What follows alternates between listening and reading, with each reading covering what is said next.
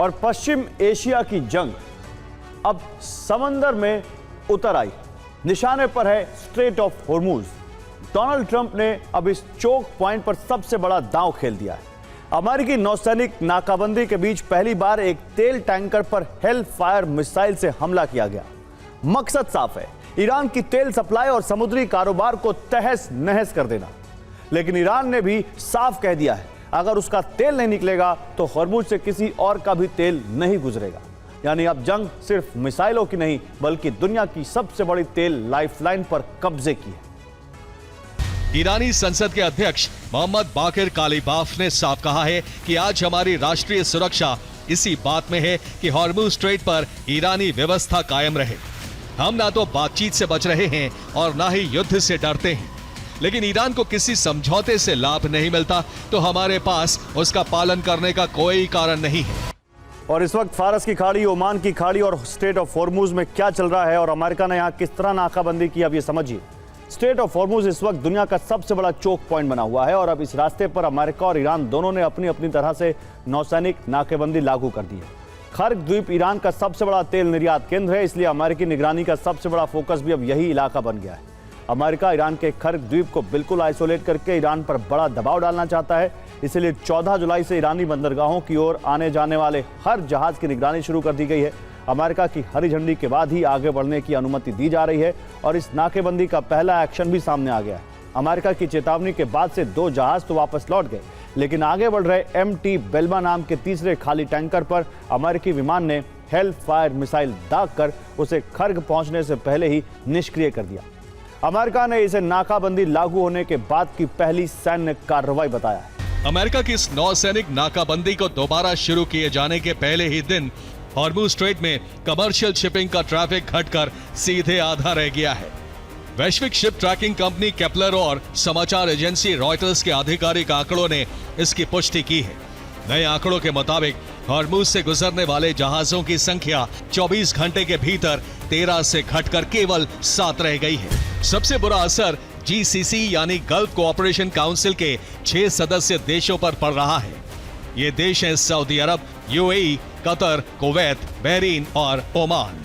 तेल के दामों में उथल पुथल मचने से तेल व्यापार से जुड़ी OPEC यानी organisation of the petroleum exporting countries पर भी बुरा असर हो रहा है।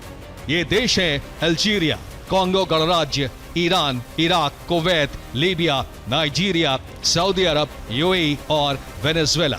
अब देखिए कैसे ट्रंप ने ईरान की नाकाबंदी करके उसका गला घोटने की तैयारी कर ली है। अमेरिकी रणनीति का मकसद सिर्फ जहाज रोकना नहीं, बल्कि ईरान के तेल निर्यात को पूरी तरह रोक देना है।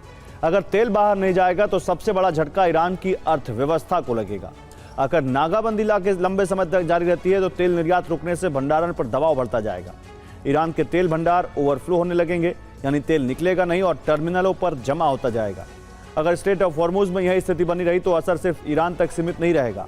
GCC और OPEC देशों के तेल व्यापार, आपूर्ति और वैश्विक कीमतों पर भी इसका बहुत बुरा असर होगा। रूस यूक्रेन पर परमाणु हमला करने वाला है। यह सवाल इसलिए क्योंकि एक तरफ यूक्रेन ने रूस के 136 तेल टैंकरों की जल समाधि बना दी, अज़ोव सागर से लेकर काला सागर तक रूस की आर्थिक लाइफलाइन ध्वस्त कर दी है, तो दूसरी तरफ पुतिन ने यूरोप में न्यूक्लियर खतरे का सायरन बजा दिया है। क्या समंदर से उठी ये चिंगारी पूरे यूरोप में परमाणु महाविनाश का कारण बनेगी? आइए अब आपको इस डिटेल्ड रिपोर्ट में दिखाता हूं। यूक्रेन का सबसे बड़ा सामरिक लक्ष्य रूसी कब्जे वाले क्रीमिया को अलग थलग करना है। यूक्रेन ने जिन तेल टैंकर पर हमले किए वो क्रीमिया और दक्षिणी मोर्चे पर तैनात रूसी सेना के लिए ईंधन और रसद ले जाते हैं और इस समुद्री सप्लाई लाइन के कटने से रूसी सेना को भारी नुकसान होगा। यूक्रेन शैडो फ्लीट को निशाना बनाकर रूस के तेल निर्यात को बाधित कर रहा है। शैडो फ्लीट से हो रही कमाई का इस्तेमाल रूस सीधे तौर पर युद्ध की फंडिंग में करता है, क्योंकि रूस के पास अज़ोव सागर में 3 बेहद अहम पोर्ट हैं, जिसमें रोस्टोव ऑन डॉन, अज़ोव, तागनरोग और यस्क हैं। रोस्टोव ऑन डॉन अनाज के निर्यात का सबसे अहम केंद्र है, जबकि तागनरोग औद्योगिक और व्यापारिक बंदरगाह है। यस्क का इस्तेमाल एनर्जी ट्रांसपोर्ट और मिलिट्री लॉजिस्टिक्स के लिए होता है। पुतिन के सलाहकार निकोलाई पेत्रुशेव ने एक इंटरव्यू में बताया कि रूस का न्यूक्लियर बेड़ा पूरी तरह से लड़ाई के लिए तैयार है। रूसी नौसेना दुनिया के किसी भी समुद्री क्षेत्र में हर वक्त जंग लड़ने की स्थिति में है। कि रूस के पास अब अपनी पूरी सीमा को एक साथ सुरक्षित रखने के लिए पर्याप्त एयर डिफेंस सिस्टम नहीं बचे हैं।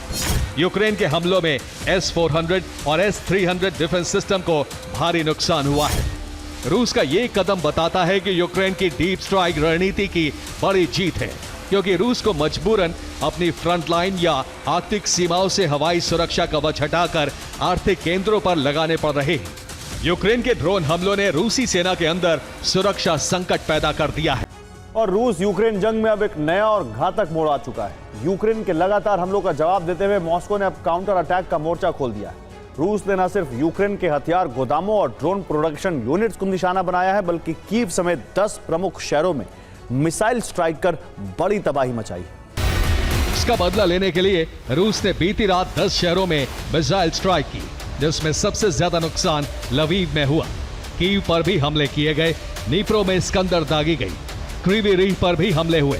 इसके बाद सूमी खार्कीव पर भी हमले हुए।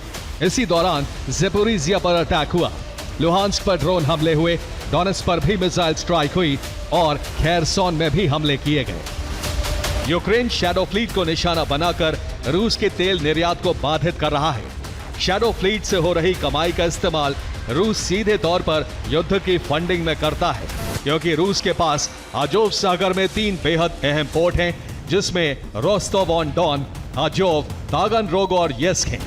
रोस्टोव ऑन डॉन अनाज के निर्यात का सबसे अहम केंद्र है, जबकि तागनरोग औद्योगिक और व्यापारिक बंदरगाह है।